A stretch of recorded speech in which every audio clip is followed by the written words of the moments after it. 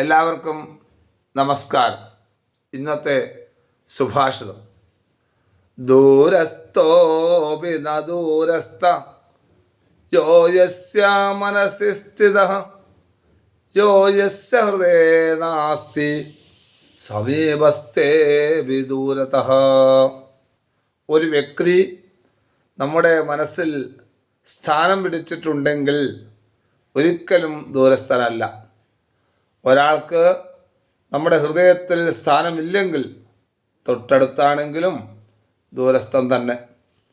സുഹൃത്താണെങ്കിലും ബന്ധുവാണെങ്കിലും സ്വഭാവ നൈർമല്യങ്ങളിലൂടെ നമ്മുടെ ഹൃദയത്തിൽ ഇടം നേടിയിട്ടുണ്ടെങ്കിൽ ആ വ്യക്തി എത്ര അകലെ താമസിച്ചാലും ഒരിക്കലും ആ ദൂരം നമ്മെ ബാധിക്കുകയില്ല.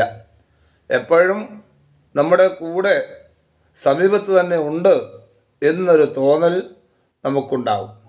വിവേകാനന്ദ സ്വാമികൾ പറയുന്നത്, ഏത് കാര്യം ചെയ്യാൻ തുടങ്ങുമ്പോഴും ഞാൻ എൻ്റെ ഗുരുവിനെ സ്മരിക്കും. എൻ്റെ ഗുരുവിൻ്റെ ഉപദേശ നിർദ്ദേശങ്ങൾ എനിക്ക് കേൾക്കുവാൻ സാധിക്കും. യഥാർത്ഥത്തിൽ ഗുരുദേവൻ, അതായത് ശ്രീരാമകൃഷ്ണ പരമഹംസർ, സമാധിയായിട്ട് കാലങ്ങൾ കഴിഞ്ഞിരുന്നു ഇതെഴുതുന്നതായ സമയത്ത്.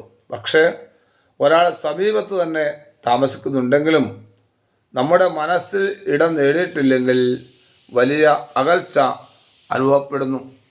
ശരീരം മാത്രമാണ് അടുത്ത്.